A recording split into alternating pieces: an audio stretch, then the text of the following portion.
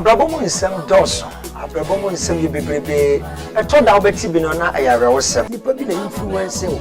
anasa wa na unse ba bi amadu no wasam tem madam bi ona endam no soma me say abrabom nsem dos obi shase na ye kama wade bedrum bebe ne ma nyina adane abusuafo bi wo ha mutimi pisika de twema nso ka se wore beboa wo mfa moa do bi fam no esua de ma obi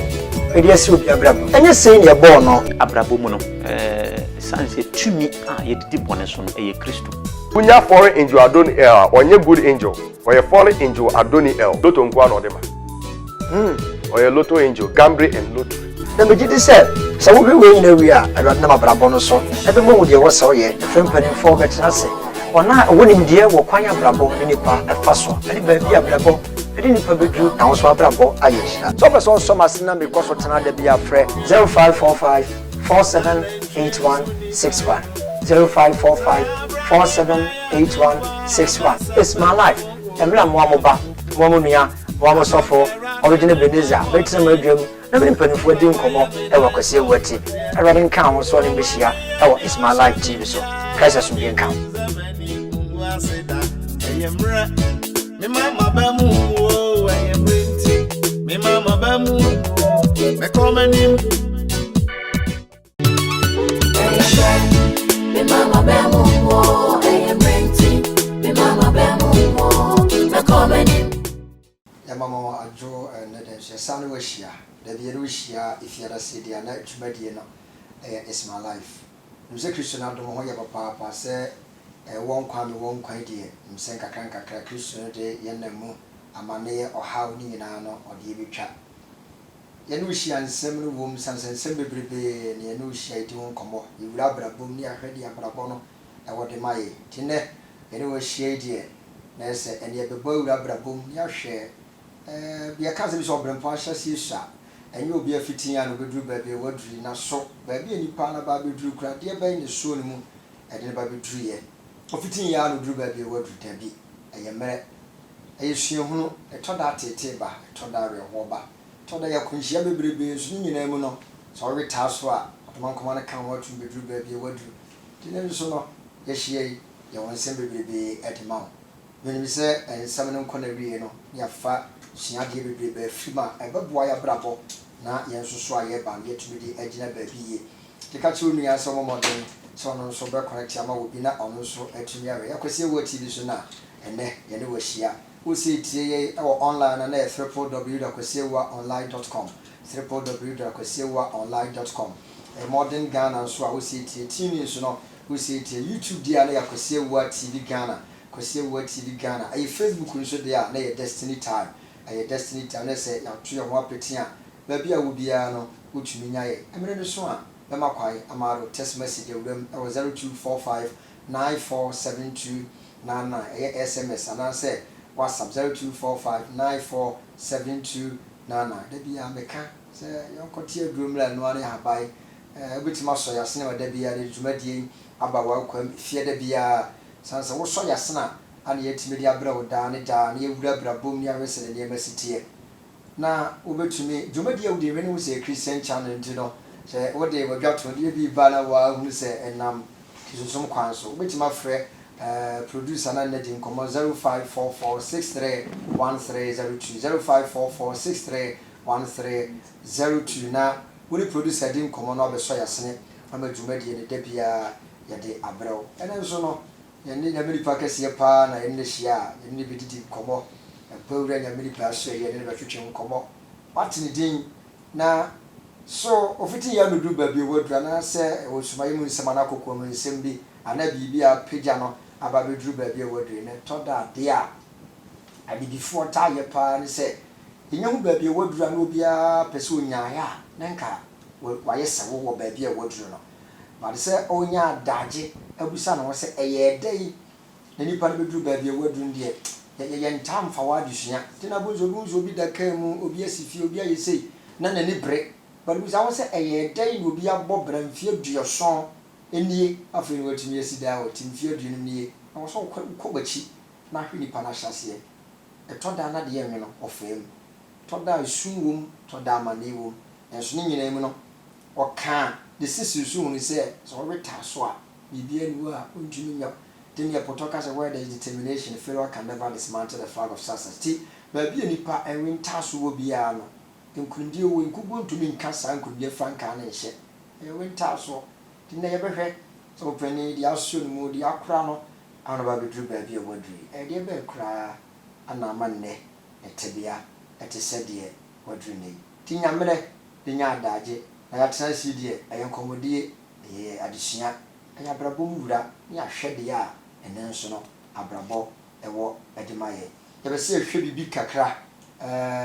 efa na brabo nti ye hwe nipa ko a yene na hia ture koso na hwe boje tv na wo hwe na abihu ebi obaka se sofi minim no unim no nso a ye hwe documentary ne ba me chiro nipa ko a yene wo studio anti trase inyamre ye ba sisi e Me mama bemumo, I am renting. Me mama bemumo, me coming in.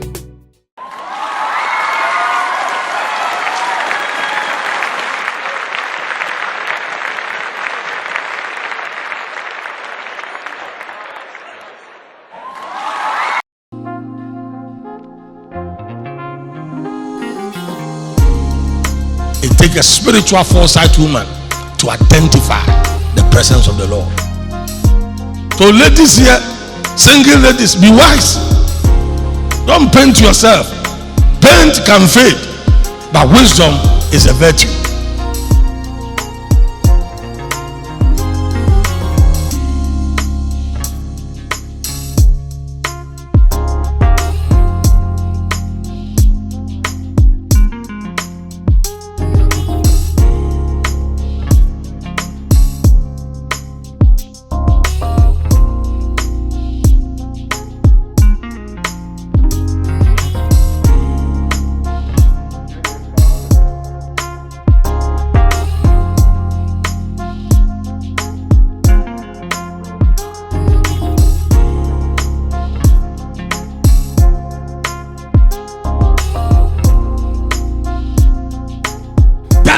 Of every flesh is in the blood. And Jesus is God incarnate. Then when you say the blood of Jesus, you are saying, God, come to my rescue. That is why in every temptation, every difficulty, every calamity, every evil that comes your way, you have the blood. You have the blood. You have the blood. Somebody shout, I have the blood.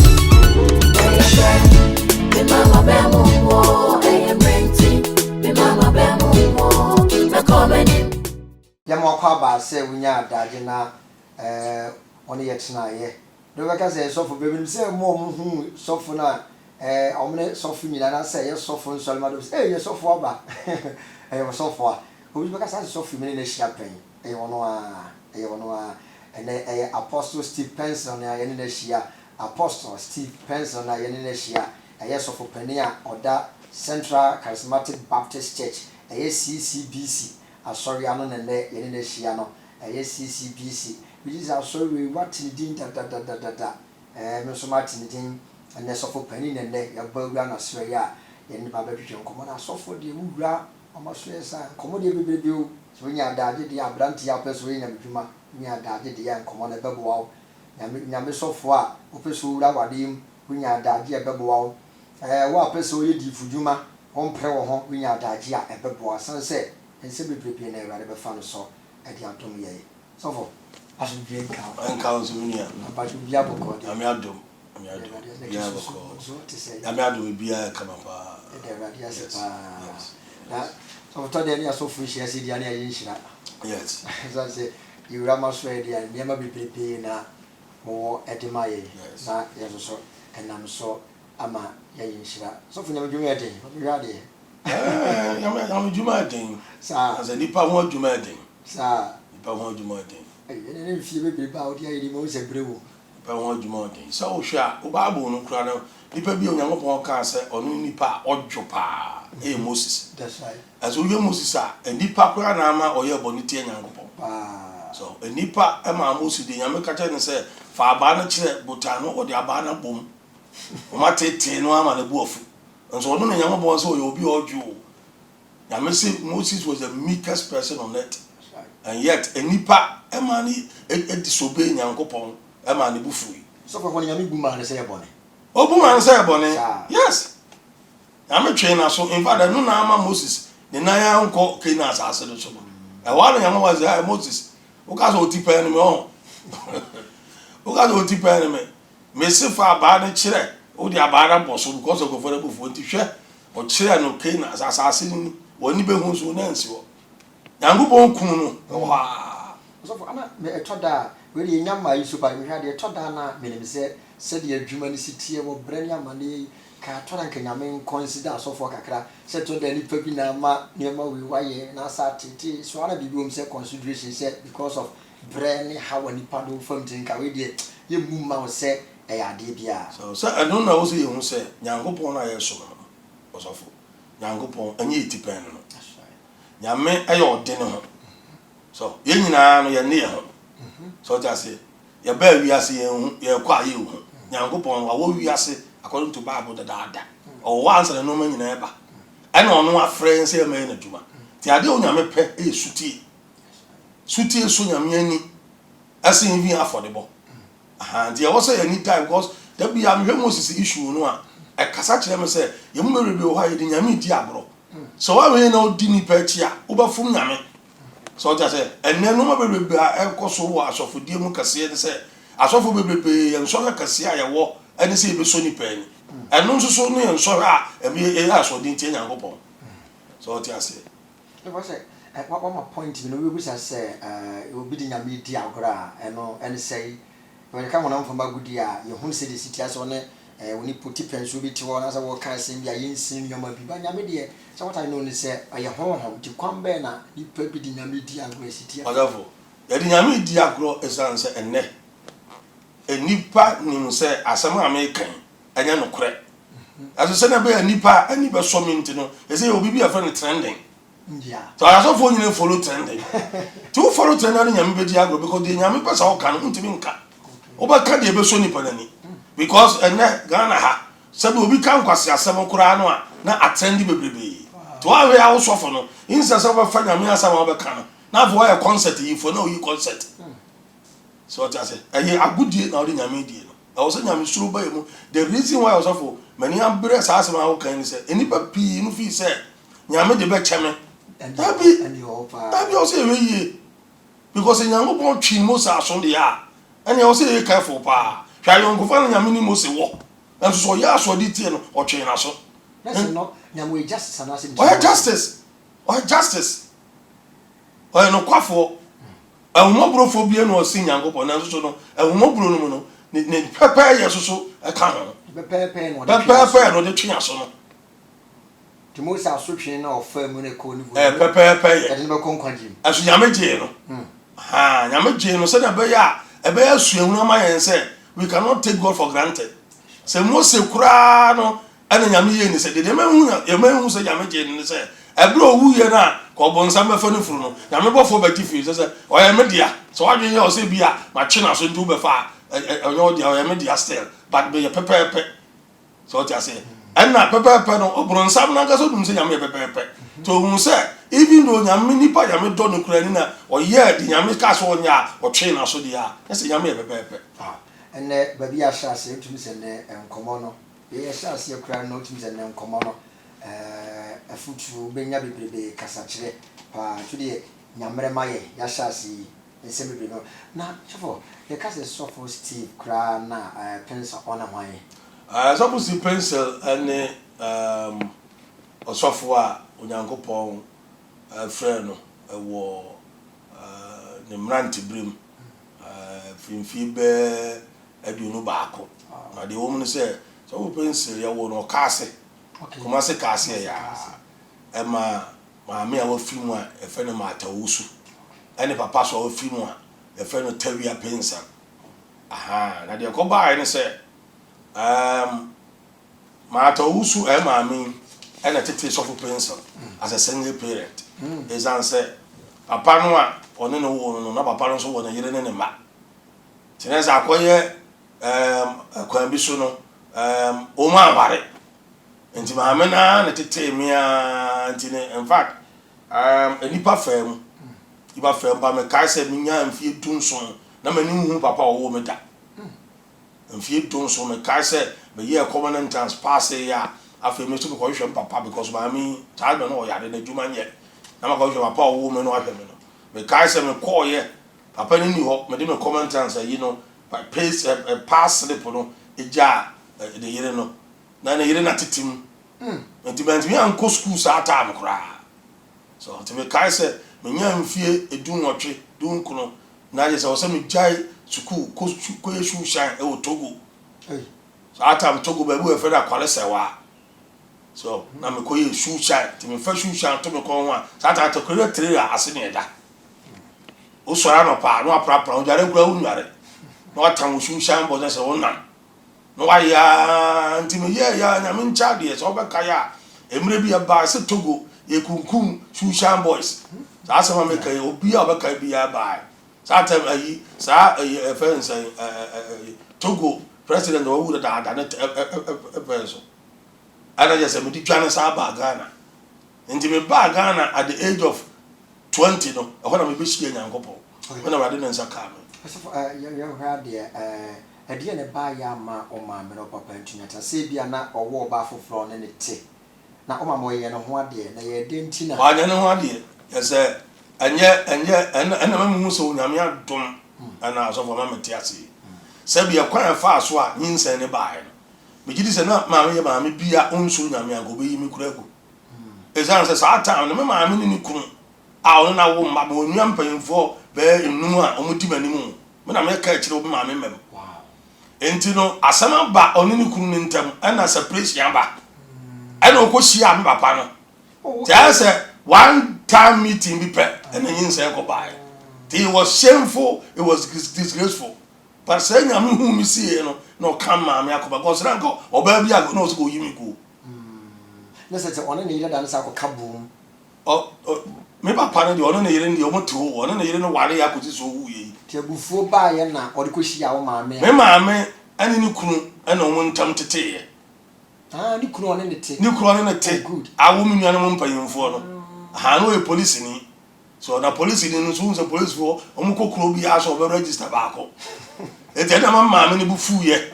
awo ye se o ka asem no ana je se obi ate ne ba bi asa awale ja ye be ba no a e hwa na maame ne be papa ya wo mi so ko hia ye na te nyinsen ba ye na si antete wa mfie kristofo fi dabi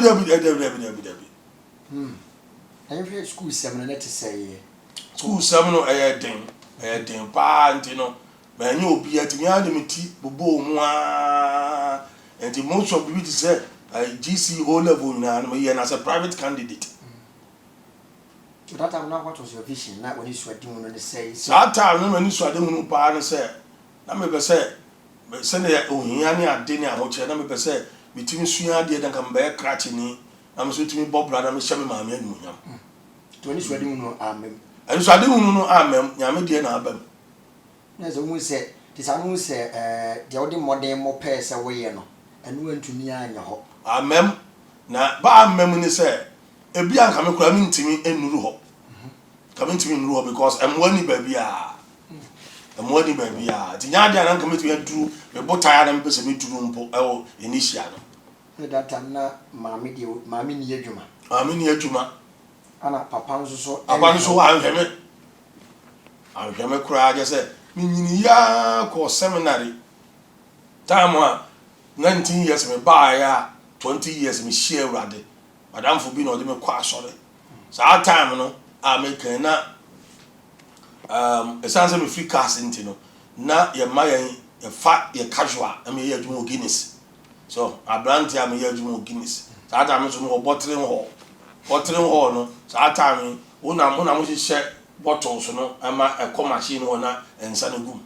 enti no utwa bia no abafie so ti me kai se me ro mfida me kai se sa time no na a hotel bi a club house ma Guinness for e wo Asquire friend Freeman hotel e wo din pa te sa Freeman Hotel na na holiday bia te say Republic Day June 4th sa holiday ni na no na ye men nsa free na nsa no wa anko no a ye mfa hu ska ma ene ye mfa ma anko ne ukode a so obanum 5 crazy kura do no but ye mfa nsa ne ma no akoton Africa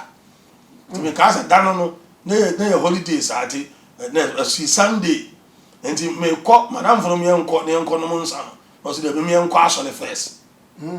wonu anu madwen sa kira be me ko ye nyame asaba ba ye so panyin be very Reverend Dr. Steve Asante so for Asante so panyin pa ukruma ona na kasa wa Sokwa Baptist Church into kan nyame asam kan ye daache nipa wani daaso daache amane hunu eba wiase daache enkwade eba wiase no me to sa aram se dabi ba bi adu no mini obi a te so bi mo Awurade am ko ye de me nkoma Awurade ntia sa ada no ntia anko club house anko jinsa no sa na umfie ni yesen sa time na me wo 20 years na wo ye day said ye adwuma be na sa time na me sua plumbing work ti na me di me master bi achi sua plumbing work na school na wo ko ye ndie school no me tie sa na me ntimi ntua school fees ti me tie wo ko do fine school me ko Sadam technical school until I call plumbing no cry. We started form 1, form 2 no form 1 and we go form 2 no school fees here I didn't know. Me jaye e be di plumbing na chi ansana me ko hia Awurade wo asori dem mo me de wonu Awurade. There's a abrante na bua ma abrante na bua me pa. In fact, the fee kura na me da. The fee wa sokwa na me da. Nti no ne dem na mrante be trase 4 ne da sa dem. Ti ba bia ko na mu na akonya wo frɛ set yeah. Nti ebra me mu Awurade 20 years no. Me kusu kwa so na me ye plumbing works no so a. Ti afi no say ma ho fama e ma Awurade adwuma ne Kristo so no. In fact, ensan se mi say free sa da no. Ensan kama no bi ebisi me. No e one we see di na ye ma ho na se ogie bi free ba bi ba. Obiji se ogie bi free ba bi ba. Ana me see agina because so ni ba be nje because nkofo di nyame di agro.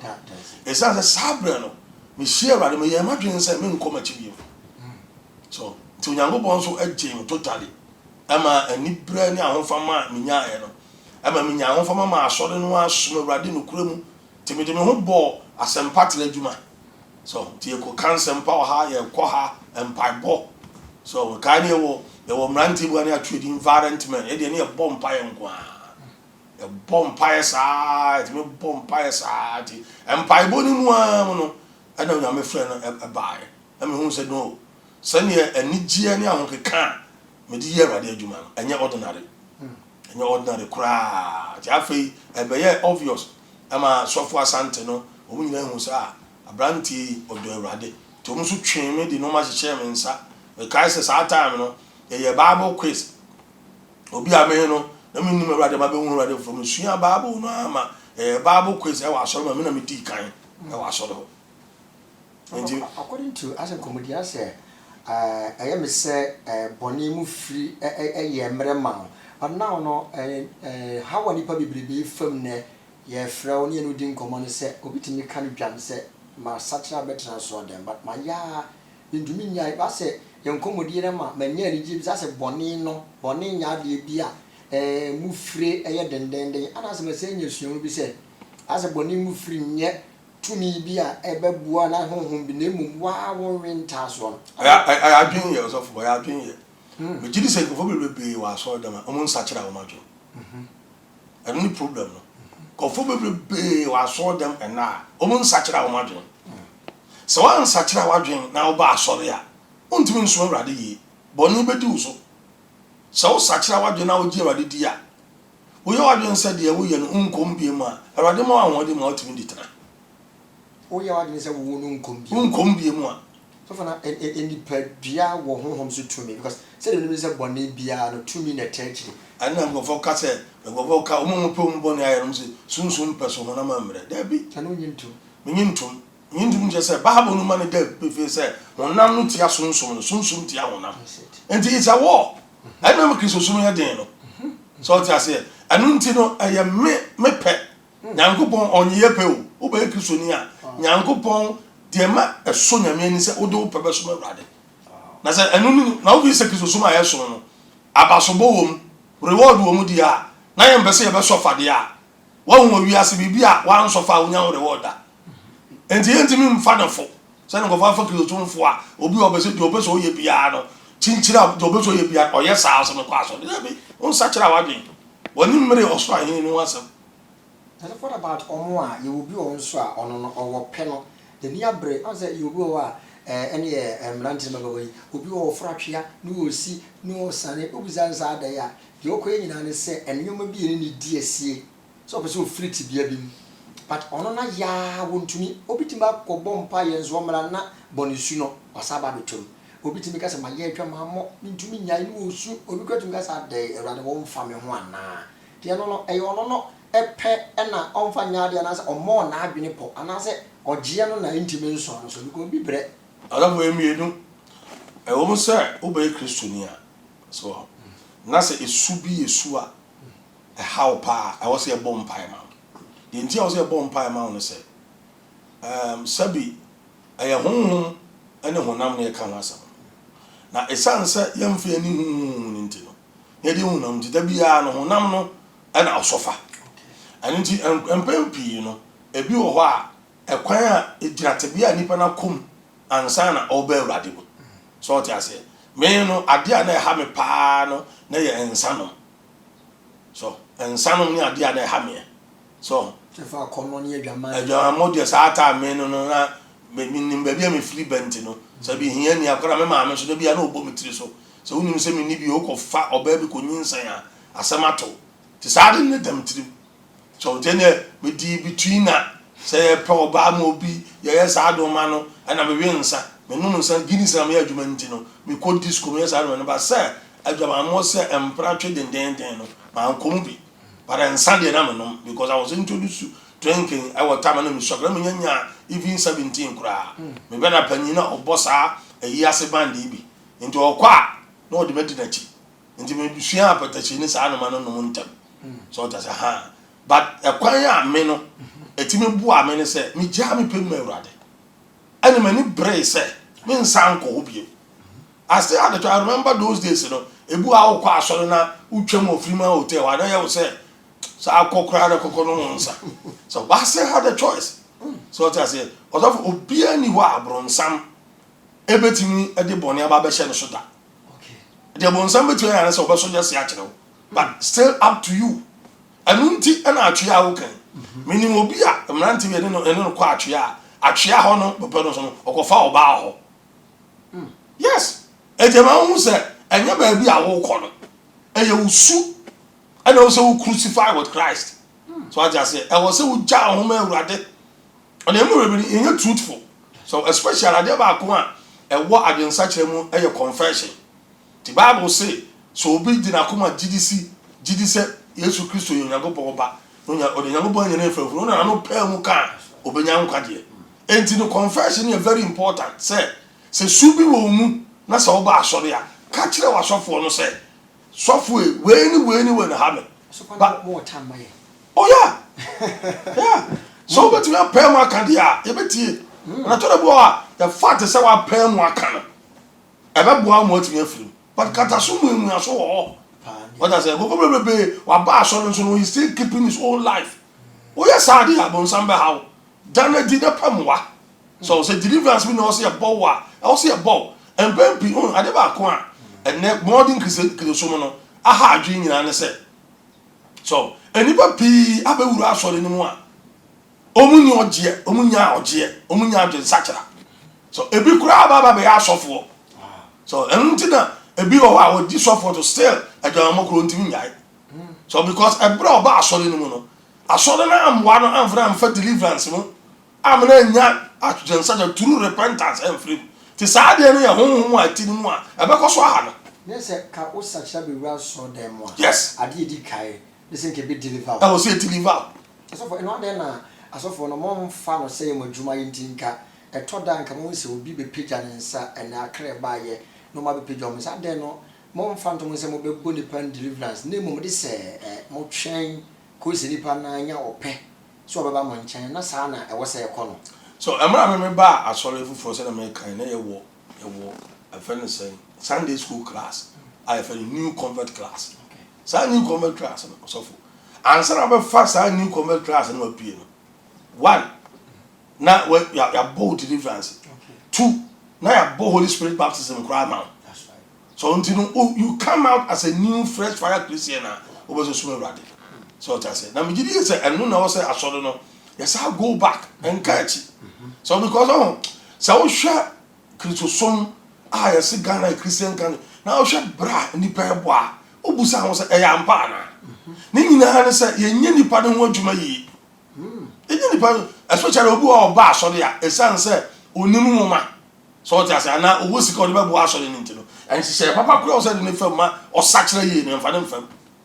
Ana me dwene destiny sam pelifo no. To obu a o ba so no a esan nim di o wo nti no. True rank and chebia no aba ba panyin. Why does phone pelifo pe bada mo deliverance home dey have me hu bi da. Say no na me kan nti abien sachire no dey very very very important. I was here to tini pa ne chere e tini pa no hu say Christosum no enya ade da fo. Christosum ya adwen ye. Wow. Emfa wo ne mpa ye beba ma onyina say wa anya wo nsi wadwen pi say obesum Awurade nti obegya opem ama Awurade a nti me sum Awurade. So me wo wona sem Christosum ne ma me pese me yo me ntumi nya ne ma edema me binyi honhom nsi nchen se honhom bi na ya soma no so mehame awoboni bi na oye me sa nti nya me pe na me fa nhye mtin se me ametima wi ata so agya me tebia bia me wo. Bible no say o kan Galatians o say honam ne tia so nso no tia honam enti munnanti wo hu na mokwan no honam nyuma e kwan be so ne fa so nanti wo hu ani se Nyankopon asem because yame ye honhom Jesus say asem amaka atem ye honhom na ye nkwa enti yame ye honhom de a e kwan be tu nanti wo hu so fa Nyankopon asem na de abobra so that say usiwa dwin bi so de yame asem be bobra ani se o nanti wo hu na wati me jai honam nyuma ti wa nya wo pema manyame edikan a untimi jai honam because honam no de ozo for de enti atisa ne say sa honam ye ya me honam we ne honam enya adwensa kire wo ade ba ko se ye kire ye ka se born again na enu ntira Nicodemus e ka kire Jesus say na me ba bi amanyina dui meti na Muhammad abra me sa ko hye me ma me yam no no say Jesus o ka hu mu asem what I say enti honam we no e still old Adam nature enti the temptation ene na kono ni na no e be san ba ye asofu okura otu e to ebu ha ukon betu ya do ade bi a wa ye atwam a wa jai ukon betu ya do ba nu nche se kokokoye Ende na wo bitim pa say yes your level wo adura wonte bone ba bia ni wo ye bishop wo ye wan ba bia ni wo Bible no say Yesu Kristo pe e na wa anya bone da just bone atenka no benya e wo say ni padua old Adam nature Bible say sa ni padua wo say nyina e bone Nyankopon nyama boy enu nti na Yesu Kristo ba ma ni padua wo fro say ni padua we nsa ya e ka be na Yesu Kristo ba ma ni padua wo fro aja say ni padua no de enya born again no it is our spirit that is regenerated yem pem bible yem pen no kure enu na betetew amoti na gina na no adi ni padua no so so for your baby a odimani je pampacho enne asofo mpanimfo so ye we churches ahodo a ekoso na na obewura church bi na so kwaya obia fa so ye ne na asore no ye wode wo kanyame asem ye wode wo kansem bi a ne nyina mu no hunu se de oye ne ye tini ye hwe so ensorema ne ntimi mfiri boni mu ana se ensore bi a yegum na asofo no ama ensorema ntimi mfiri boni mu ayavo ade ba ko a efiri be COVID-19 mo free be 1 month no ma chire afa Christian doctrine so because of it see ameni amere ne ka so munyamu o kan mo say munyamu obi anya ne de twa be da bi o kan Jude no a o say enchire a ye di nam empanfo so ne ma am no mo ho ban adanti no obi anya ne de obi anya ne de o Kristo dia aso na Kristo dia enti ba bi biara ni pahia mu a ye nka Kristo asam enchire no anya asore so that anya asore se Nyankopon asam ene nchire emfi Kristo Bible no chire anya asore obetu aboabo ni padom bebre ba no so that ene na da de ni bebre no so that say ye nchire ni pa nyame asam nchire ni pa so te saborejo odaja so na so ana ne no wa ba na ahye so that say a kon Kristo so no e okon And then here constant teaching of the word of God. Young church brothers, young Kunyano, young concert, no, young Kanyango person. Ahoy me de pa ne we ka jo gusua ori akwese wa TV enkonwa yi no meni so fo bebo pa ngone no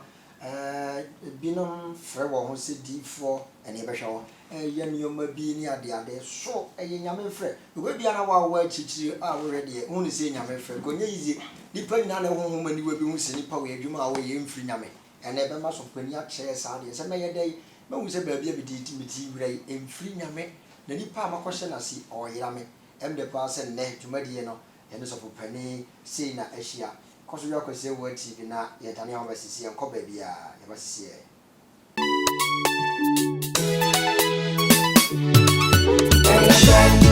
Me mama bemu wo renti. Me mama bemu wo me coming renti. Me mama bemu wo me mama bemu wo. Partners of Akwasi Awuwa Ministry obi a wo pepa so obeboa Evangelist Akwasi Awuwa na sempa kam ne nya bedwuma yim ne TV so a obadada wo pepa so obeso na se obeboa no na Awurade de ato akoma so bia no aka ye ho bom atu asi ho se kakra bi abenya bia no obobo no ye wo number ye de tudwa utimi de tum se mobile money tin se se ya ya ato ne se nipa bi a opeso ye partner of Akwasi Awuwa Ministry Musumi bia kwese de twatro no ye nyina ne papa be hia e wo Pillar of Zion Church International e wo Swame magazine Chakwa Makro e wa kyerɛkyerɛ ye no obie ya adwim na sɛ de ye kan hyehyɛ ndada ne sɛ wo ba na de wo bo ano de kura wo no na wo de aba e bia na wo nso de no wo de atum no so de atum dada wo ba wo betumi aba mo aburukyire mo nso mo wakonya sɛ ɛda no si hia bibia ye betwa no live e wo Facebook Destiny Time na wahwɛ na Akwasi Awuwa wa follow ye na enhyira afutuo bia no nso no wanya chafa de wadua nti no sɛ wogye so amia efiri na kura nipa nyina bebu ahotɔ ɛwɔ Yesu Kristo din mu na me fa number no ntudwa e bia free na nso wo pepa sɛ wo nso do de betum ana sɛ wo nso be join your WhatsApp group no 0248938911 number we na so de sika no tuma ne dinaba Partners of Akwasi Awuwa Ministry na so betumi afrɛ na den so ye de waka WhatsApp group no na wanya chefa ɛwɔ moa ye nyina ye ka bom na ye de aboa Evangelist Akwasi Awuwa na adwuma no be ye mmara mo atum de asempa na kyiri wiase afa na nyina ama wo nso wo akyikire atumi anya asempa no bi atia na wo moa wo de ba no ana betumi ama papa na tumi akɔ akyire wo ban so a patu bebrebe ho a ye de be ma wo so nkan na adom ne kese ma wo sɛ wo ye part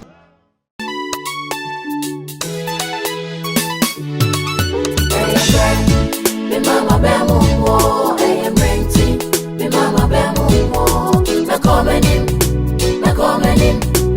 renti. Me mama bemu wo me mama bemu wo. There are sese wanya mera uguso a wori ye hia wo Akwasi Awuwa TV so ene yene sofopani a Oda Central Charismatic Baptist Church ye CCBC ano na yene hia ye Apostle Steve Pencil sofopani ane na yene hia no ene nkomo na oni adwin fact mani age papa sanse on pagya me didie edimi gina ensemisa bebreba epia mabunu ne aye nya ye honti ase epini musu ebinim se Awurade nka no Awurade apaw me Awurade am se wonim me ade na me nkwa me bre santina bepia sofo de Awurade wo kyere mbaba ti kosunya mre obetimi aro text message na 0245947299 SMS so sa 0245947299 ye WhatsApp ana se aye SMS me so me kasa bomoden na eso yasen na da bia no yentumi mra wa kwam yemfa is my life emra wo betimi afre producer say 0244721510 0244721510 ana 0544631302 0544631302 0544631302 fra aye producer beje wo so na on wadi nkomo e mane mo hu enye sika kakra bia kitua bia obetimi dia pia ye amada bia yaba wa kwam ne ye na oba bedi djuma no na yes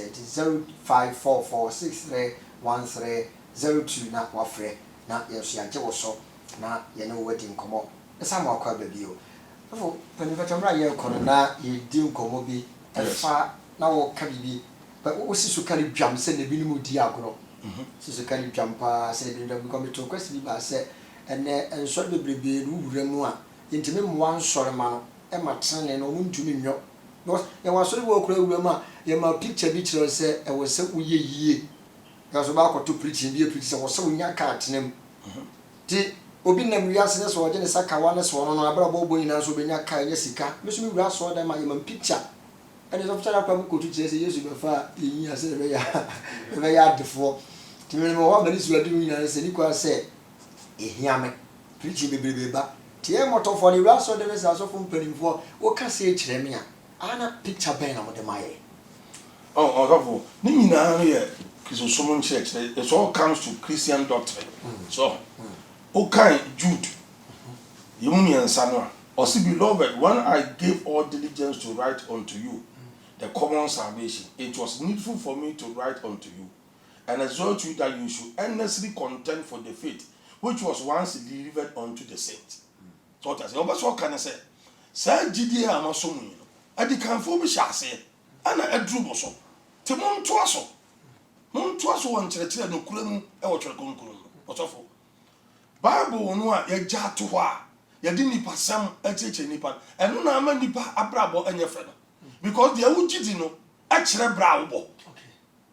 so ɛna deɛ ɛkyerɛ wo no ɛna wobɛgyina so ɛde nya gyidie Bible no ka Romans 10:17 ɔsɛ gyidie firi ɔteɛ mu ɔteɛ firi Nyankopɔn asɛm enti baabi biara a wokɔ bia ɛnkyerɛkyerɛ ɛde ma wo no ɛho suban na woda na die so that's na it's unfortunate sɛ ɛnɛ no yɛgya Nyankopɔn asɛm ɛwɔ hɔ yɛgya Nyame asɛm hɔ ɛna yɛka nipa asɛm so that's because Yesu Kristo ɛka kyerɛ nsuafo no sɛ asase so mu bɛhiahia no enti so obi ka sɛ wobɛyɛ Kristoni a na wadi yi a ɛnyɛ no korɛ na ɔka no I have truth so that's because woman nipa na wie ne sɛ ɛkwan biara so odi yi a ɔbɛfa kwan biara so odi yi so that's but ɛnyɛ kwan nyinaa na ɛfa so di yi Nyankopɔn frɛ Joshua ka kyerɛ Joshua sɛ ɛma mmara nsɛm yi ɛmpa w'anum ɔsɛ dwene ho anɔpa awia na anadwo ɔsɛ meditate upon it day and night and observe to do accordingly then you shall make your way prosperous and have good success and the success no nyɛ nyina na ɛgu do you can succeed ɛwɔ nipa no so nyɛ ni so no na nyɛ good success so that Bible say kwan bi wɔ tiri nipa ni so ɛwie yɛ owu akwan so enti nkyerɛkyerɛ fono a yɛde me na baabi wɔ yɛ ɔmo nkan Bible koraa ɔmo kyerɛkyerɛ Nyame asɛm o gya sɛ Bible say atwerɛ nyina afiri Nyame ho mi na yɛ ma atenetene atɛnyie animka o gya sɛ ɔsɛ yɛmfa soɔ no ɔsɛ yɛmfa soɔ no a ɛwɔ sɛ yɛni bere ɔsɛ ɛno na bɛma nipa tenene no wawie pɛyɛ ɛwɔ Nyame anim enti yɛgye Nyame asɛm hɔ na sɛ yɛde nipa asetere mu nɔɔma na ɛkyerɛkyerɛ nipa deɛ a dabi a mɛka sɛ tie sɛ yɛka sɛ Kristosom no wobɛsum Kristo a wobɛsi dan bɛtɔ kaa deɛ a then sɛbi nkɔfo bebrebe wɔ hɔ a ɔmo nkɔ asɔre mu wɔ cars ne mfaso bɛ na wo Kristosom so ɔgye aseɛ Kristosom ɛyɛ sutie a woyɛ ma Kristo na wokan Bible no sɛ ɛhwɛ Nyankopɔn ahene ne ntene ne ka no deɛ aka nyinaa bɛka yɛ ho enti wo Awurade di no kura ma no a na Nyame de nhyira a wo nyinaa ɛde ama wo so ɔgye aseɛ yɛnni ka ma ɛhwɛ nhyira ansa yɛhwɛ Nyankopɔn ne tene ne n'ahene ka ne tene ne esuban pa na wo sɛ yɛda na di nafo nti ɔmo a asɔfo a obia ka sɛ Nyame na afrɛ no de ne yɛ adwuma no nti yɛwɛ ti sɛ sɔfo wotimi ka nkwagye asɛm na wo nua bi nso so ɛka deɛ ɔno nso pɛ ɔmo nyina sɛ Nyame afrɛ hɔ na tɔda metewa medwene ho sɛ sɛ obi ase Nyame afrɛ nti Nyame sɛ sɔfo ɔfrɛ mo de mo yɛ adwuma a ana kwan bɛɛ so na ɔfa so ne mo communicate because ɛso obi ka nkwagye sɛm no na obi nso de obi gyina yiyɔ na obi nso de obi gyina ha enti sɛ Nyame afrɛ mu nyina de a so Nyame mfrɛ nipa bi a so dwumadie bi antikyɛ mu a ɔde hyɛ mo nsa fa asɛm no ho ana sɛ wode yɛ mede yiyɔ nsɛm na asoma wo na nsum asi deɛ mede nkwagye asɛm na asoma no ɔdɔfo adeɛ baako wɔn sɛ ɛti ase no sɛ ayɛ de sɛ mmerɛ bi ɛwɔ Bible no ɔhwɛ a ɔbɛhu sɛ Elisha odiifo Elisha na ɔkɔgye ɛnwosɛfo nipa ne master Elijah hɔ a ɔsan baeɛ okokuro bi so a ne yɛfɛ de Gilgal na oduu Gilgal no Bible sɛ na awuduro wɔ asase no so enti no adiifoɔ ma a ɔmo yɛ aduane o mbedi no sɛ o tete haban owura mu no sɛ na haban ba ko awudu o nim na afra aduane no o mu wie na o mbedi na ba ko tie mu sɛ awudu de aduane no so ta sɛ ɛno na me kyerɛkyerɛ na me ka sɛ awudu ɛwɔ kristosom a abaga na bebrebe mu ento a we yi a ɛfɛ pa aduane no eluku very edible very sweet smell good but udi a obewu ɛno na na ɛkɔ so Ghana so a satanic gospel bronsam wɔ the gospel Ghana na me ka kyerɛ wo na obonsam gospel no o te ase obonsam gospel ni bi ni sɛ sɛ woyɛ ni papa na wo cha woyɛ adoya a wo be cause right now Ghana ha no we always make saints out of the dead obi ewu Ghana ha yes o call heaven o ka say heaven call heaven sa o o ka say heaven ko nipa na kyerɛ obi o call heaven that be Bible say papa Isaiah chapter 64 verse 6 or say papa say entuma go fi wo Nyankopɔn ni so what I say obonsam gospel no say uba asole a obedi yie ti nipa na uba onsum nyame o ye die no nkwan odi akyire what I say enu ti no akwa nyame fa so frɛ ne de obia na experience but the message me cancel supi ni say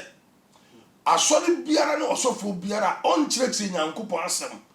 na oka nipa sam ene officer asetrem no ma na oka no he's not preparing people for heaven so just say na but be a church be no so enye ho na awrade tie o okay so Jesus Christ can before say by their fruit you shall know them a kire say awrade tu mu a uda na bedi say na nyame ma de a ade na ene nyame bon so adi o say de nyame so adi esu papa ena o say de na di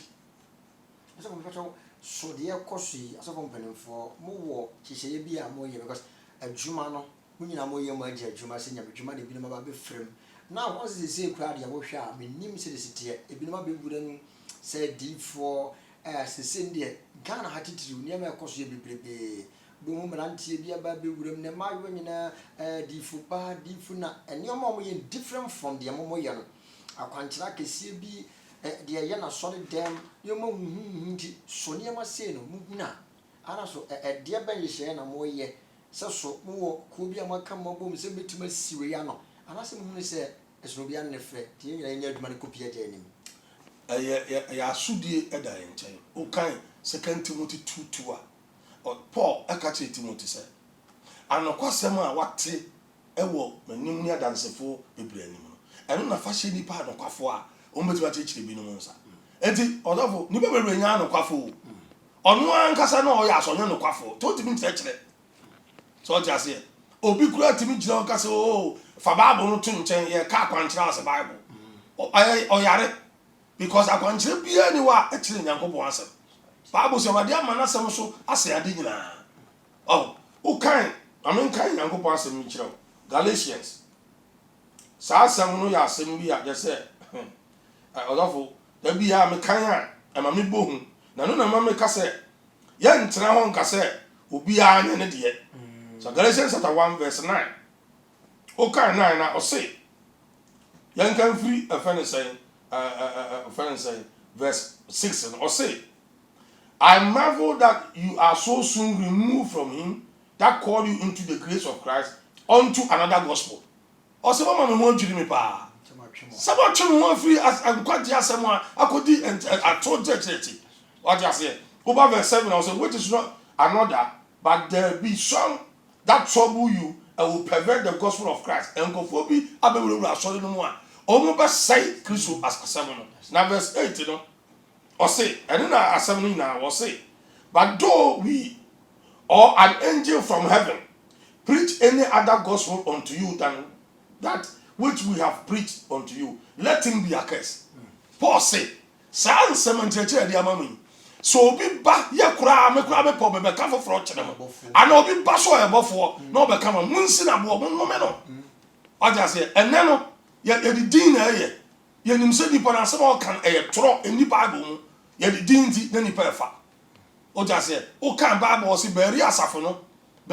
no Paul say ya kanya me sama kyerɛ mo wie no ɔmo kɔ ɛkɔhwɛ twɛ kunkunum sɛ de ka kyerɛ mo na wɔ mu ana enti ana nti na ngofo ye nso eton suo eton kun eton semina amani power so dem a eni Bible mu a ngofo di akire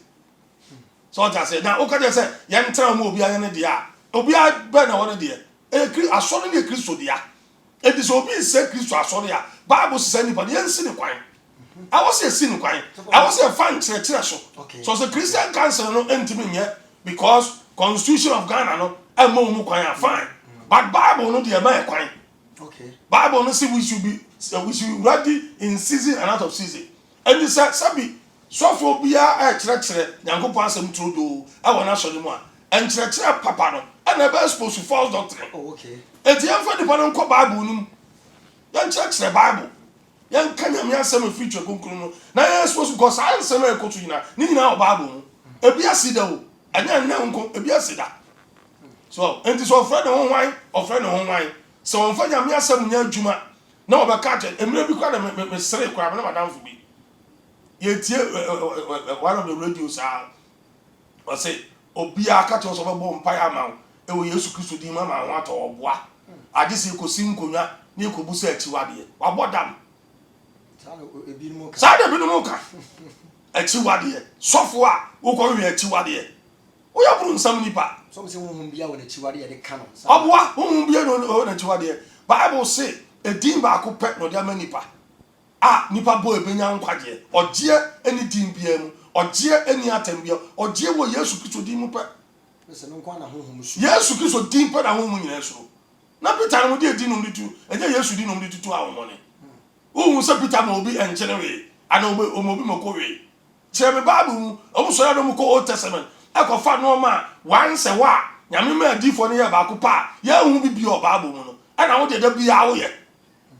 na nyame asema wo be sa so that say anything Bible no no see sua so ye de koso nyina no ana ade a ye me ho ba ko ne se sori ma wo mase ada churches nim nyina no emo se opon chirechira Methodist sori awodo assemblies deeper life dem o nyina sori ma no no ane sa sori ekosa ankrofo we nchen so eno na bedwene ho bisa se asofo no ana muntumi man sori ma ne yom ana se mo de ho nsem ko na ma wo mo na magai o mabrabo ko me fa so atena se enya dom bedie dom be nom dom be hye entire mo mo ko ana ki be ntine ma ensoro me we sa sori free de mo tire mo nyina chi sa akodi za nkofo na chi asori papa bia ni wo kan nyame asem a wo jai sa no because nyame asem no holistic or the sabi Bible say adofo no yim pa se na se simu mo kres ana nsimu ni padua yi enu nti no holistic e cancer mpa ni nyina se sabi be Kristo ni a enu nti se wo se ho kire wo se de obedi kura de ndabi so that say e wo se wo ye adwuma na wo ye adwuma nyame be hira wo nsan wo adwuma se wo se kire ni pa de se bo wo modin ye adwuma na nya se wo kire ni pa de se be tonku na fa ye wadim na ne be mo adwuma ye dabi ya mo mo fa no kura di nya adwuma den ye nsre ba de nhira enwu wo nso aba ye adwuma enti nya se ye nkyerɛkyerɛ wo mu ye gya wo mu asetere mu ye di o but the Bible no say emre ni ba wi a bebrebe o ma page o ma pese o mu tie enti a fulfillment of prophecy so we dey come back we dey come back osafo we dey come back yes and wonye momom fom so asofo no anya mfo so but ayabro nsam kwan a wafa so a odi wi bebrebe eno no so that say ena minu nyina ya adwen say ne sabi akonfo ni asofo nyina atu abo eno ma bi a asofo ni bi ye wa aso dem no akonfo na ye akonfo na ye so that say eno ntino Nyankopon asem pe ene betimi ama ye free saat bia we so but odi disem di se prophecies ogidi megidi because our Bible mu ti kwan be so ana ogidi be o si kase bi no de omoye megidi ye se Onyankopon fivefold ministry no prophet wo evangelist wo pastor wo teacher wo apostle wo so enyame achede a Bible say e bro fa na course no de mass afọ so just say eno no e office ansa na e ba spiritual gifts kura no a gift of prophecy su wo a bi beti ya share kom but me point in say Bible say sa ayi nyina say de be ya asafo no or say to equip the saints for work of ministry so just otofo metimi aka kire wo say wo de ehwe say tebia ye wom e wo man mu ha so na hwa abrabo a enipa ebo apart from say obedi ye nipa no onye equipped so unti nyame de sa chede mu nyama aso no se kemfa ntiti okristo ni se na be ya ogidi ni be wie paye e wo tepepepe yem enu ni ehu ya na that be so that because ya divert no so that say ena dia ye nkonya yie so ya ye nkonya yie by the grace of God erade adom no, and that is why I'm an apostle. An apostle can see, apostle can prophesy. I prophesy myself. Erade no me kasa me hu moma. But you see, a sense Christo timi munti no. Na me di Christo ene ye adwumenti no. Me ginyame asem di se onyame asem no ene ade a ehu hia. Ko Bible say no man nyina betwam, nyame asem na betra ho da. O just you had the I am say you didn't come but me share say the common see me no. You so for a friend no the aka koi ama me de ma adwene bu kwaya obi a frɛ fa so tie na ma me hwɛ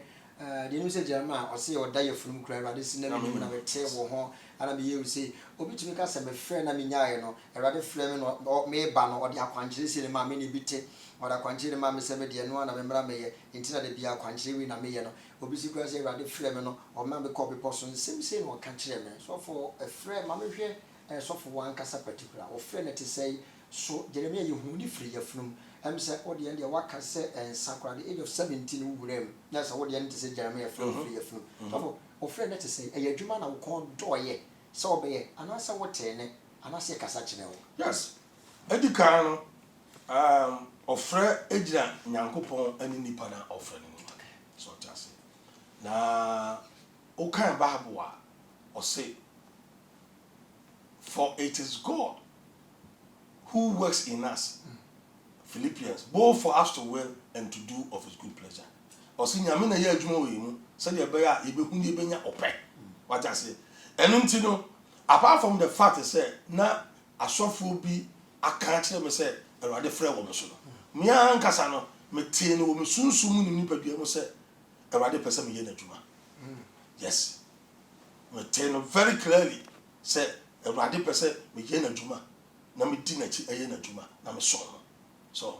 the same no apart from the fact say asofo bi e ka che me say abrante onyame nsa wo so onyame de obeya dwuma no me ankasa had that personal conviction and inner peace say every person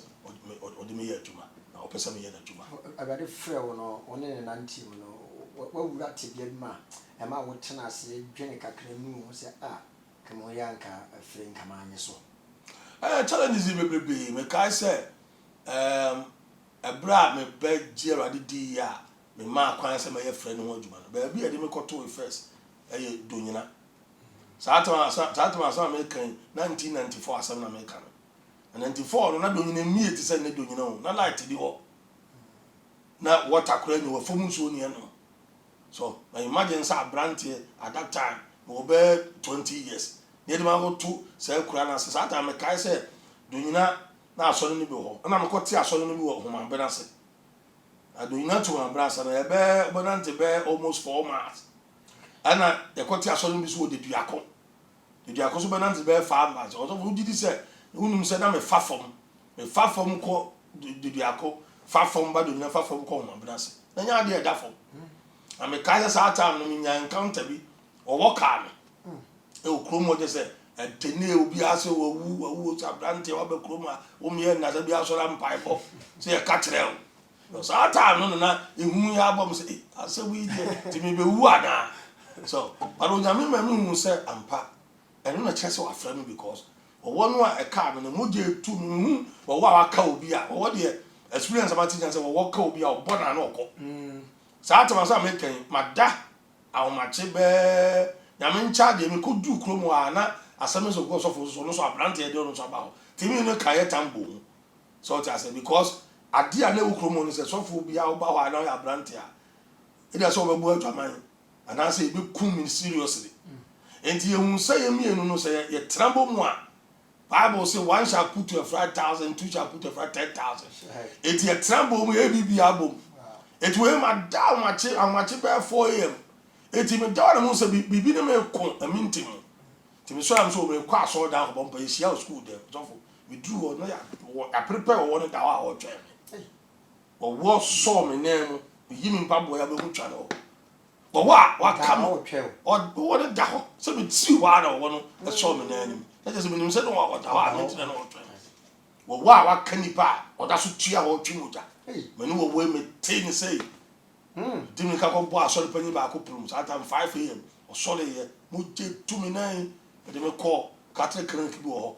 ade bi ana ba mu fe no Blackstone no mu twa de to de na three poison no na me da wa de sa de na me hu no na mu se ja me frɛ wo me so ampa because there was because nipa o free one san na me ba no o wu me seriously so for no and you know be as no so obeko and I just took the challenge as a young man to risk my life at that time na na me say na there was a genuine call of God so it's answer na na ba bia e ho fe ese na brand bia and obi abeso dis of because na obi a ba tie ba sheko ba be tra social media obenya normal efe sometimes of die no na nya lo zero na ya sutie to da se anu nti na meka sa sofo obi na ba be se nyamedjuma amanya medjuma se wa anya ye kura no a nyame mfrɛ anya no kura after all Bible say una message apade nya na hwere kura e de mfa so na wo so sofo di nyame de be ma obia enemy bia no ye be hwere ade ba ko pane nyame de man a ye hwere ne ye nkwade na no no se nipa di akiri o ja se e no obia no o we nyankopon e wo kwan paso a nyame agu nanim aseda. So that's and there's no need for you to sacrifice your soul for the devil, for car, for house. Adia ubeja na sase so. Uma bon sama da why then. So that's it. And I am many people who say you share rade, asuma rade, and the man say to ya, be say ye way your Bible no nkyere sa. Wow.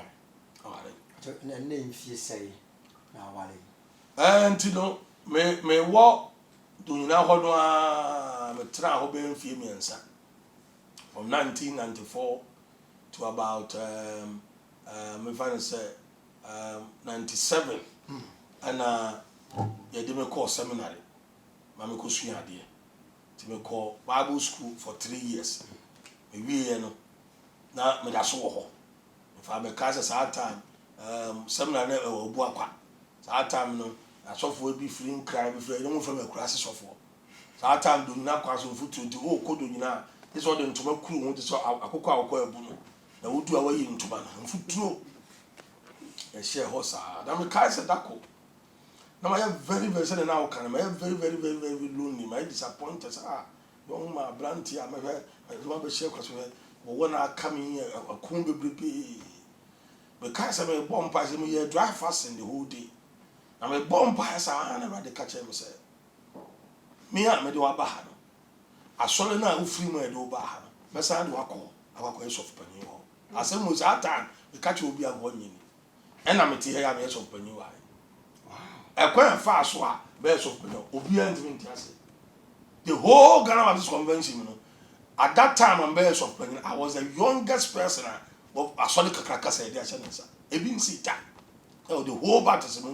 worldwide. So, but when you no quaffo says, I was sure already here, and no one said the church in Nipa, and Maranta Mobus and this so for. But some of the Mamma shared the nature, because they're saying that it's alcohol. But on some that, I call them satanic repackaging. But on some between no one found and what call say, man, tongue will cry and my bronsam. Inside car, I don't fear. She share rade. That's one who could all know your mother be a because we're naming your mother. I'm a sumpa a penny woman. I hunya de kase. If you hear our dear side no kwambe so say who say was say o wale say bia onam no tenkana wote no emwa so where we have a boy dwaman ana say emera so say was o wale ana say dinti say ba fa koni part ba kon ye no enwie pere say the Bible ka say bienu tia eye na ba akofo a wato from one be sunu mo e dey motivate ma wura wade. So kind no. At that time now me call seminar na me 21 years. In fact, on record so no. The seminar obia no oba ho chai ye ne da. E bin see that I was the youngest pastor e ba seminar e ho. Na the woman said, na me kan time a nya me de me wura seminar no. Na already prepare me wo asori we mo ti so for panyi na wa even esu lamte. Nto no na oye so be family associate pastor. In fact, Sabrina na or yen masters were breaching to 2 kwan and o judge it or buy na be me fa say bosumi be miensa say na mesi asom pa bo ma ya asori ma aso na tumpon oba ya na ne ka den se de bi abrante ada me to mu fi ye kan se abrante no hwene yi to oba no ya bi so obefa me to ye so obefa no je se sabi se me si ye young no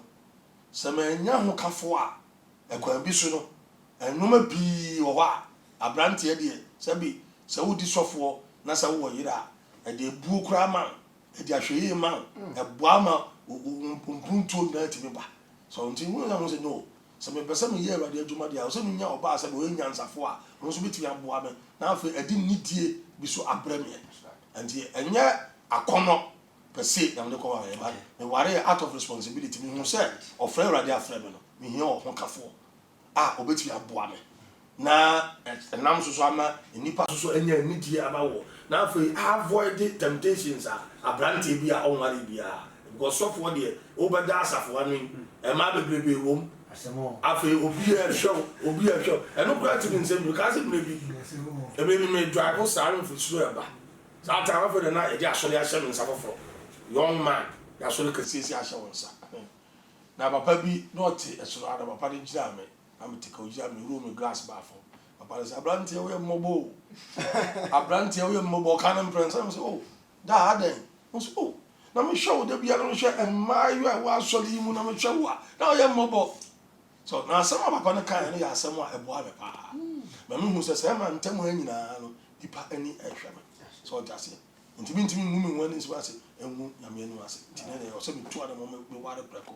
ana wade ya madomo a mitimi tu ana mo nya ho kafo papa ono so etimi abo me ma so fuki betimi aginem adosisa so mpachana okazimi se na hu se so proba nya safo betimi aboa adwuma na no na eye wa na ufi opem kopede wo pa na se enu yitire bi ni akwante ba na wo ye mpaye bi odofo me afutu a me ma so fo bia brante bia o mare bia se memfo awade enye yitire memfo awade enye vision nye vo enye mpaye bo fa waya na enya nsa na hwehwe oba osura urade underline oba osuru nyankopon na o enya nsafo a opeso ne obobra enu nya de nya me kai sa time we ware na nipa bi wa so mu a po bi obo ye spiritual am se bo spiritual na se say o ka so obi bo mpa ye hye nkomo na o ye spiritual enu ye da nipa bebebe no a spiritual person also a spiritual the definition of a spiritual person is a person who fears God. Wow. What makes you spiritual is because God is spirit. Na se nyamina unhunu usuro no dia enti se also you spiritual. The God spirituality anya shatalaba chokatalaba awbo wi anu oja kodi nkwasasam. Dabi anya nkom sha katawani ti nkom sha dabi anya akwankyere enyamsuru. Na nyamsuru pa ena yastika also otimi ni pa bi adi. Because obi suro nyame a odi nyame asem so. Amen. Obi suro nyame a onye ni nua basabasa. Etinina and the life factor was nyamsuru na mpato so I've never regretted. So obey an picture boy e ware no I've never regretted. So no nsankom no mompa de ndi ni mfifre nteno. Na o man bebe o mbomba ma say sa man ni be no mbomba ma mfifre to no. O bebe bi angosi hwe. O mu gya nyamso no kura. E bi nyinsa ye. That's what shed the usuru nyame. Usuru nyame. Enye say me koda. Da bi. Na da. The one so na de koda yi. Ayofo yemre ne ya bia ne sa kesima be ye enum ne china ye de dwumadi nyina konawie ye be dane mo ba sansema wo se bibiri pese omochira o madwen ha wo de bia ma hye me enya afi na wo kofura twea o se ade ye susu wo ne se sofo oba we se me wale ni se hwenu susu nyame ni pali susu nyame enya me kofura twea because bi na se bi makwaka ho onya hu nti o de so osoro emfie num ni nti onya hu no beka wa yetaka ma men konko dana menti mani ne bi a mahu no so for se tobu o ne mu ni now obi abia ne kezo stage ene yakon be so ya basisi a tweye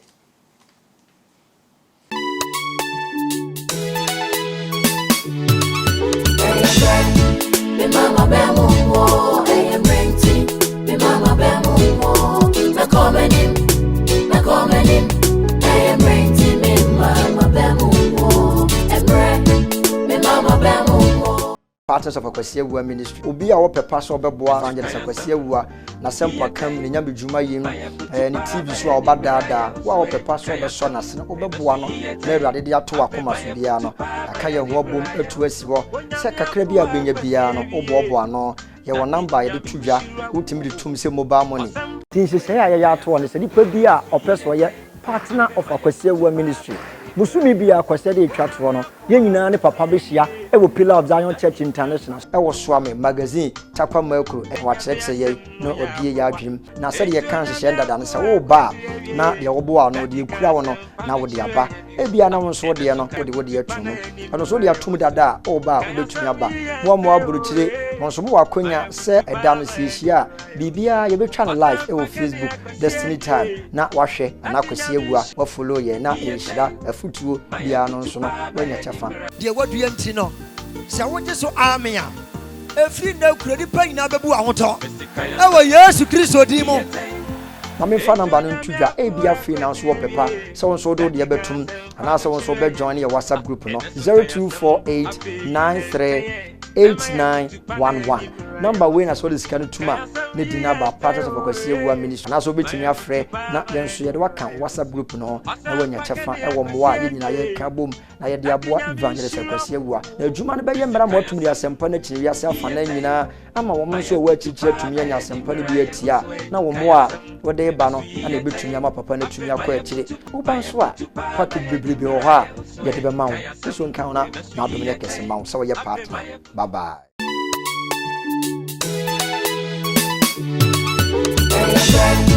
Me mama be mumo, I am renting. Me mama be mumo,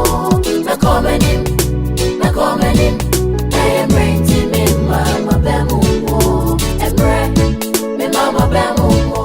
Yara wasese unyamre na nya daje na oni atra ba bidu samri. Toda na ya dwendwene doso ya twene ma insiso. As uhwe titimere nkura yisua bakose no bi ebete ye fa tusosomo ne asenesiti a timse nne nyema bibiri ba adane obenya de o chirem e wo kwan ne mafa so adane a obetena nche ne wadi watem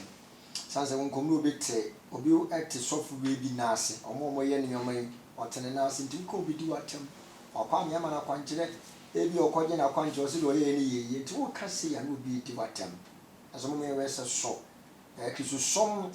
said ye tititimrim na yebete won abakosem saa na tie ne ana se atane eno ne ade a medwon na we ense me nkonti so be ba cho yan hwe wo no wo de yan kan jin na gospel ene se ka gospel azawo ye ka gospel a o kan bible no gospel chese asempa no ene se ne yangubo su do wiase so the need about man or be obey Yesu adi no anyira no yadan kwa. And the gospel is about Jesus Christ. What I say? The gospel is about the fact that Yesu Kristo ye wo no. Yesu ebewu ma ye bone. Yesu osole esi ne nansa so. Yesu okosoro na Yesu besan ba. Amen. And the sad some amakan asole bia ne nkyerɛkyerɛ mfa saa no ma no. Anya asole osofo. Anya asole ekuo. O just ekuo anunti no obi biara onka Kristo ho asem onka Kristo ho asem no ana de nkwante ba what I say enye koye wei kofa wei kohye wei kotua wei the oil with different kinds of oil different colors o just say uko obi dem a o woye makoma ba say o de yedai eye Kristo ho asem na yeka Kristo no say e peja no o say mo ma no so a obetwa kra nyina ama no. We know it's our duty to say a presenting Jesus Christ. Yes, you want some now say we need to preach the gospel. The gospel is about Christ. Paul say, me Bible in China, me can an assembly answer, me can Christ or born as any no. Eh, Christ wants some now say also. Christ wants some. That was the kind of gospel in yet the more yes say wasn't a crowd cry to down and one obedient so them where you know see no ka ye about so eno bi timi obi passport na ose na hyemachi no na ye na obi timi ka se ensuo we na ye ka se ensuo we ana de kutam kura Yesu Kristo ni moja na ya bwaje so ye badi ankatifuwe fa koton waduan tini nipa nyina adwira kwa akogina ho o kan so wose bo Yesu din ne de ye abo Yesu din osisi Yesu din na wo kam asam awose wo kyerɛkyerɛ nipa ma hu se Yesu Kristo na nkwade wo ni ho ose edin bia ni asase so ni asase ase eni osoro a ode ama nipa je se Yesu Kristo din eno na obi aba obenya nkwa enti Yesu Kristo ne yeka na wasam eno so omo kwante ni no bodi sa obo na sa wo de item wo ma nipa na se onye enkoya wo de gidi asha item ni mu de gidi ni Yesu Kristo mu so ta se enti kyerɛkyerɛ ni Nyankopɔn asɛm no na onfa Yesu Kristo because ye se oya sa de oya ne se o ma nipa no anya sutie ma Yesu oya sutie ma item no the dangerous aspect no o mo tonton no ma no be se mo tia se wo ton no ma wa asore dan mu a wo yi nipa ni gidie free Yesu mu kosa do ma ni mu so ta se na se me gidi se Yesu Kristo timi mu na Yesu na ehwe me so Yesu ne be hira me de a me nante se na Yesu Kristo Bible say at the time Yesu Kristo ka Jesu afọ no say mo frame Awurade so mo ni ma chade so o ti ase it's not enough to mention the name Jesus but above that I was say onante Paul say mo nhwe me na mo nsua me se na me sua Kristo no o ti ase Kristo na obra ne ho ase Kristo ode ne ho bo afode Kristo ose se na me agana soma me no sa na me soma mo ose adechie wo ose me ye agana djuma Yesu amfane pa anya hweda da bia wo ye da agana epe sa na Yesu su no e wo se da chiri fo so no ye de Yesu Kristo pe na de bobra so adena no obi ye bia no hunu se e Kristo som na no woto so ye Yesu Kristo afiri mu kura tena me ade a me medwene won se te se pa enhye bi ntumi ma ebitima si because bebre ni yira na yira omo amotofo ano yira na yira bo oni mo hwe ni adane na adwene nti Bible no say na obehu no kura memo ayo de hie eye mre se asofo bia wo tim na o yesofo a emre aso say you go to back to the Bible ye nkyerɛkyerɛ aso no ma no kyerɛ konkro no eno na be ma sa no mo nyina da di o because ansem e kan nyina e wo Bible mu anya na atrofo e be wuru aso atro nkyerɛkyerɛ anya atro di for ba aso no mu abam Yesu Kristo time e bai asuafo no time e bai etinya anya new thing ekwan a asuafo no fa so e ye nkyerɛkyerɛ ana omudi dead di mani pa no so da bi se ukodi wo ya ti a wafom Nyankopɔn so that enti Yesu so no ye nkyerɛkyerɛ Nyankopɔn asa na ye ntichi gospel no ye nka Yesu Kristo ho asa the gospel is about Christ and no na de ma say ye nka o ti asa o say go into the world and preach the gospel ye nko wi asa fa na nko asempa no say Yesu Kristo wu ma yen so o ji Yesu di a obaji wu nfie fo nkwa tenasema Kristo suma Awurade so di Awurade asem so fanyam suro ba obra so ene esukura ye karata enya de ehia ebiem oh ye pantala manipa no adi ya se karata oh Bible so talks about fruit now the Holy Spirit you mo kan say ya de hye nkom wa so dem ani su a ye na di a kire Holy Spirit ana e contrary and I was say listen the first will be hye nkom the first will be so a miracle that's not make the person Jesus oh listen Bible no say even Satan can make himself an angel of light obronsam etimi ye no ho amofo abati miracles no obronsam ye bi da bia even in the Bible ye bi o ti ase na nsusu no ade ba ga bia me ka sofo ade ba ko a I was obi o tie mi bia ehunu say the devil can fake miracles the devil can fake prophecies but what the devil cannot fake is a lifestyle. Obronsam be do fake bibia ba suban pa de onu nu su no ye fe da therefore ye fe no saya de eni no esu a nipa de na di ene e wa so dem e wo se me ye yam hie se nye Kristo ne edi na chi nye Kristo ne edi na chi ye we asofo ayehom za asofo akesefo Ghana ha asofo musa no ye we se obi agina na so dem na okasa ye we so eye esu bi e we mu se nipa no me kan kure ne kire na ombe dwane ana se me kan kra njiro ma de wo se minya ana se nipa hu you see number 1 ade ba ko say you careful no say Bible no etimi defended no edi ni kwase ebo obi di so asofo mpan football Ghana ha atra se no mo tretre no me especially ebra na nkofo ehye ewuo hu nkom fa nipa ho obetu ni Bible na tretre okay so that say because onyankopon no ompe obi awuo obeso nipa nyina ba adwensa kire mo God does not take delight in the death of the sinner no obeso bad repentance so that say but okobobo nipa din a na akoye te se de what judge am yasem na o take obi ya nyankopon asem na betimi akanta na one by one that's right it's yamfa nyame asem ni enchechira ya sade se ha osofo wo de hwade a ekoso yi a na tufo yi eno kura no a enya de ya fa Bible ni de yi no hwese na esi bie nipa ni e kire se ya ka no kura no a nipa bete ya kura na se nipa bete no kura na se so nti en sha se enchechira nipa ne se e wo se ye di nyame asem so ye bo nyame subra ye di su e ya adwuma yes Christ kan emphatically or say by their fruit you shall know them so enti en fa Bible no to ho se enoma omo ya to imagine say wakwa asole the whole 2 hours ni nyina ni afra nipa ba akọ mienu ni aka mo nsam sa na mapon okwa asole na so okon yin okwa asole I was say okwa asole dem ye bie Bible mu kire wo onyankopon asam ansa na chedi bi ba adwuma ya adwuma no bi ba be jon on mie Bible mu kura also I saw the way eyan konya ya so the way Bible no nyankopon asem ani asem a ebo asole no bai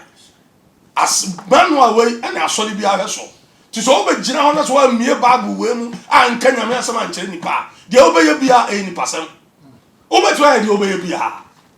so that say because anyama buru nsam so timi ya bi de be mo hu se free awrade no ani se free twa konkuri mu a eba ani esua enipa ne dadadi so what you say so you say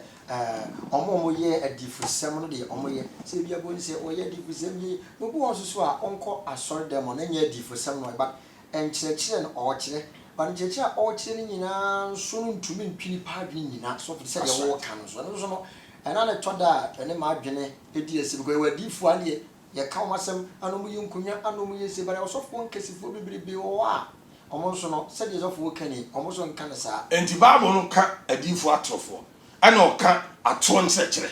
me da ato nkyerechire no kura na hiame o because ato nkyerechire no eye no kura ewo nyame asem na betretre no what you say na se nim no kura no a ye bare no obi ka bibia yetime hu de ka enti amra so se asofo no mu ye nyina nkyerechire Bible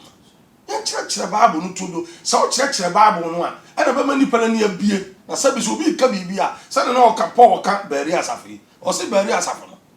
so mu kan yame ono Paul no aka yame asama kyere obu no no kasa dey compare to Thessalonica church and say the Berean church are more noble because after we have preached to them they go back and they cross check with the scriptures nipa sign and an so for kan asem a obi e Bible mu say wo obo akwa kasa kwa Kristo ni o onko Bible na me so for ka say that be nyango ba asem ka say that be nya dey so for ka osofo nya Bible osofo ye nipa yamfa nyame asem emoye bra yesa ebeyi santro we nyina atofo the reason why am asano mo nyina apja osofo me ka say ye ja Bible chirechire ntira ye ja Bible chirechire so we bit ma kwatete enye late we can go back yes ebe mere osofo Christosum enye mere o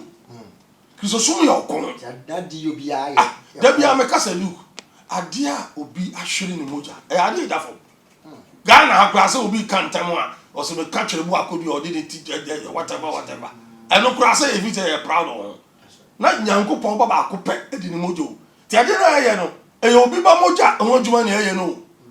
enti Bible say ye mu enkwaje o de ma ye betu akasa o ti ase hwase John the Baptist e kwan of fast debi amekasa say the me John the Baptist at 2 scales so a ni scale no be timi de na to fom eno na o say e hwo say be John the Baptist mo ko e na pese ko bi dia ya mo ebra ye o obi onu no asran osran hin enti ye twa ni tifi so na wa betra so na be to nkuto ni to paye na wa pe wa botena o ka sa gro ni edi ya nko agensa o and you know dim komo bebebe fact bigidi se ne wan sesa wo pa won sesa da se wa nya ba bia wura na and ne pass wa fan sim we ya nyina so se ba bia wura na wo beja ya nim da wo beja because I was a diet in a but never but rubber be war trace in the moor, being well dreaming. And was so more, you might be on say your friend, your friend, your friend, your friend. You were one eye friend would one over that year you warm. Tossy P. Never fair one, but Cacrabin and Mayon. On says, sir, one will be the common city pan or come one eye you born home, one eye you want, only crane a mere dream. Or shoot him up. And then immediately say, I shall be brave, one community town dear. In fact, I shall have and then the casting ye shall, ya boy, ya dream a beer, ya dream a son, ya should be an bravo, a sacra bonny number of 15 baby, which I was a senka, O Charles, so our money I war from Noah, can summer yin and day. A bad day, yet to me, I'll buy your corn, to some of your corn. So for say, a dear, Amma will be more jar. Obi moja wo dia ba be gu ama kisusu ba bisuo no o gidi se obeka se wo dia no eye brembrembre to dan ye pese ye fa ne manyina brembrembre but we are see am dey so share so se ade bia no so wo peli ya wo bre oh ye hwe wa no di se bi twatwa wo de be ma hwefo nyina na fi wa chia wo na pese wo chia wo na edituma di akona wi ya ede radi ase wa akonya yenyen mchia sofani akosewu a na menam na so ama tv apia menso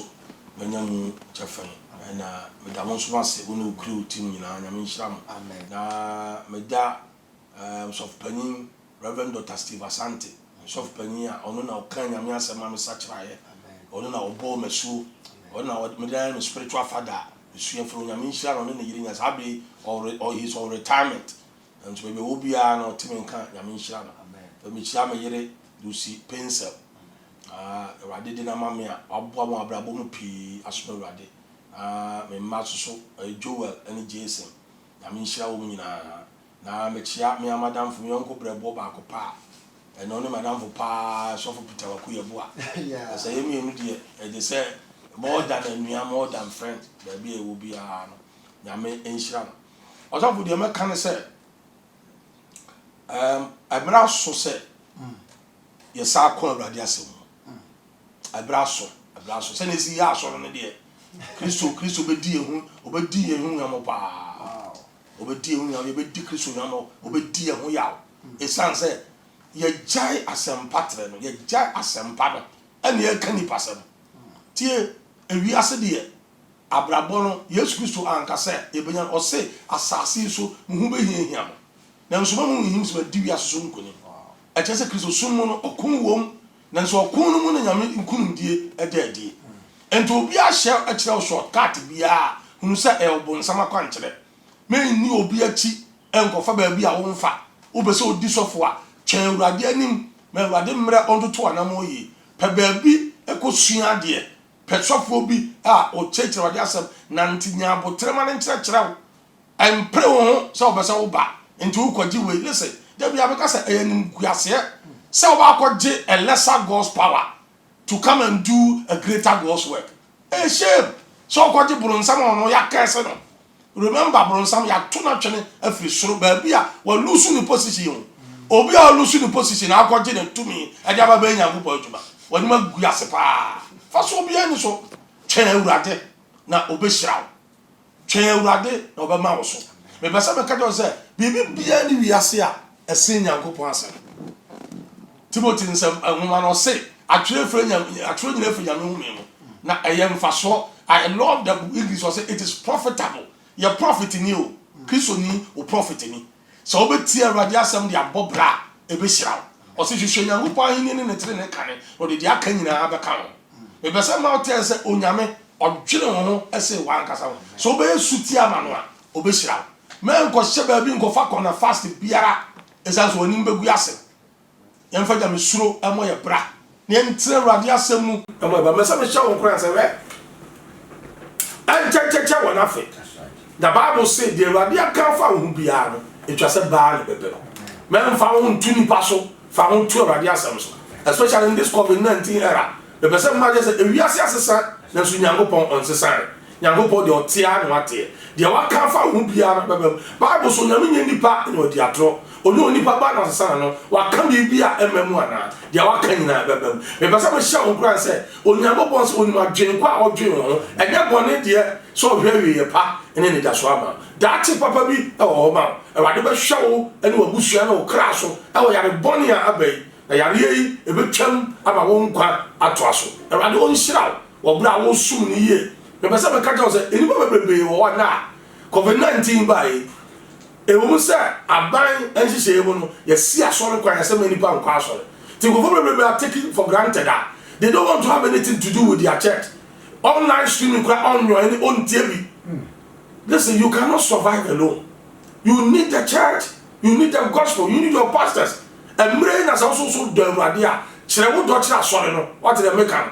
Me nya sore no. Se wo djuma sa ya sere this own shout. But se wo so ye djuma dia, untu so do no afford dia. Na de kwa so, but mo de so de ba ko. It say emre yi mpo na sore no ehia sa mo ano. Na sore na tinya gira. Hwe ebra amai wo wiase nyina. Emma stimulus packages no. Asole nka ho. Why? Because the church is the church of Jesus Christ. Yesu na so asole. Me can say without you and me the church will still stand. So what do you say? Who deny asole begu a you are joking. The church was built by Christ and Christ is the builder of the church. Asole na Kristo dia. But menu mienu nipadua no Kristo nipadua. The same thing nipadua and Sunday night enyina ehia dia. Yen kan ho mo obre sei mu. Na support to asole no. Support to asofo jenwa ti amre ti sei mu. Na awurade no nyam abedadi. Osoro enhwew, osoro nkan ho. O Yesu dim. Amen. Amen. Some part of it asole ti agwa kakra. Yes.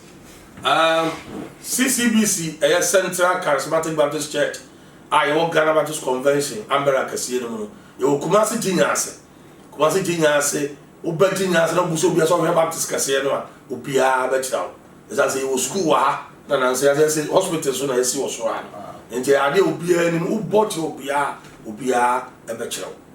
So for Yamisha, I mean, sure, your bar, she and our jails, not yet in Kobe, Amisha, and then. Baby Jumedi Erikwa Kusini and any apostle Steve Pensa wada Central Charismatic Baptist Church and a CCBC and share or Ismaila Jumedi and a Yishra and then some Ayatano with himself fine. There's a number fakra the year Juma and Babu.